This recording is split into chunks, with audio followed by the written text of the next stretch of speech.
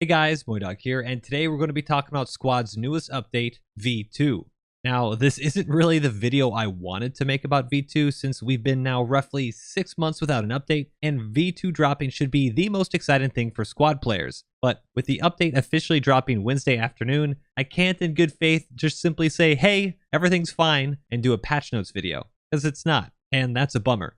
I am working on a complete overview and patch notes video, and I am going to go over all the cool stuff in V2, but there are a lot of things not working right now. To start, there is a list of known bugs in the patch notes, and although these aren't necessarily game-breaking, a few of them are extremely frustrating, including the inability to see player kit icons sometimes, and the vehicle spawn timer and list not working. Once again, not game-breaking, but more of an annoyance, and at least the team was aware of these before pushing the update out. Now for the bugs that haven't been listed. First off, if you've tried loading into a game, you might notice this screen, which prevents you from joining or changing teams. If I recall correctly, this used to be a bug in the past as a result of the server rules text not wrapping and instead just endlessly trailing off in the menu, making the actual join buttons insanely tiny. The current workaround for this is simply pressing enter, and if you do want to change teams, unfortunately you'll have to open up the console and change your team that way. Additionally, the MEA hat player is now completely invincible to small arms.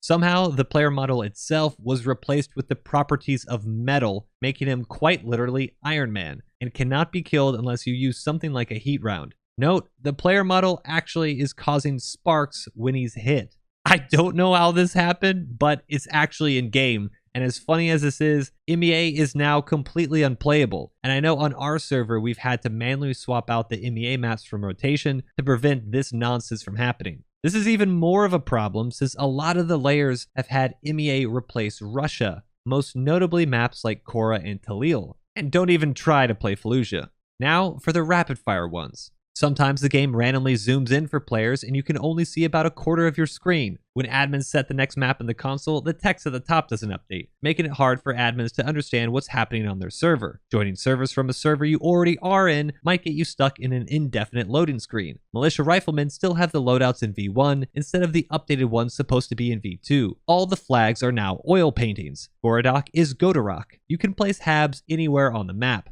The updated RWS cameras on every vehicle are migraine-inducing. Server admins can't change the server to Jensen's range. Some players can't play the new map Goose Bay since it just sends their entire game crashing. Textures are extremely blurry for most people, making it almost impossible to see objects and enemies. This person had 3 hat players on their team. Squad is now Roblox. The Abrams gun sight shakes when stabilized. The new Puma stays in the air even when destroyed. When ADSing, this person's screen keeps getting brighter and brighter until it eventually whites out. You can use the new AA techie to essentially launch yourself into space. There's more. I'm sure there's more. And then there's stealth changes that weren't even mentioned, like the increased staging period timer, which makes invasion extremely hard to play against since defenders get roughly an extra minute to deploy and set up. Now, instead of Al-Basra airport changes helping the attacking team, it essentially turns the airport into a massive fortress since the insurgents can now set up 2 to 4 FOBs around the objective before the British even leave Maine. I'm not sure why this was changed, but it's a huge bummer.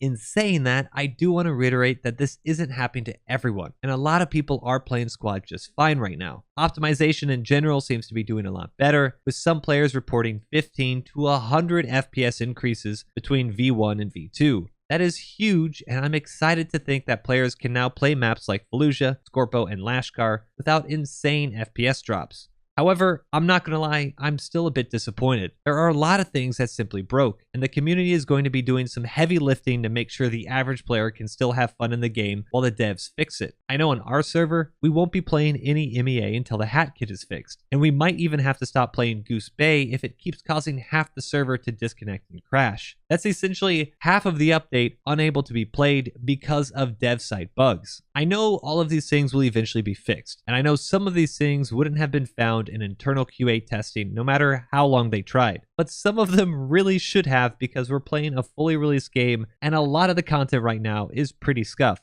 I can genuinely say that if you're frustrated or disappointed, I know OWI is feeling the exact same way, if not worse. I know a lot of these devs and team members, and I'm sure the last thing they wanted after 6 months of waiting to release is for the V2 Bug Reports channel on their Discord to be the most popular place to chat in. Still, that doesn't excuse a lot of stuff we're currently seeing, and it still just kinda sucks.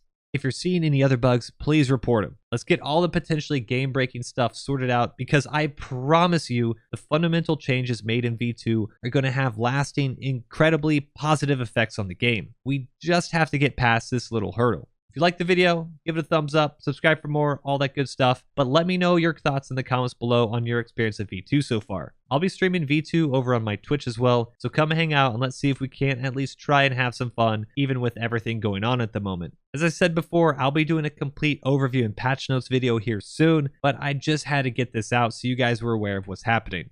So that's it for me. Until next time, peace.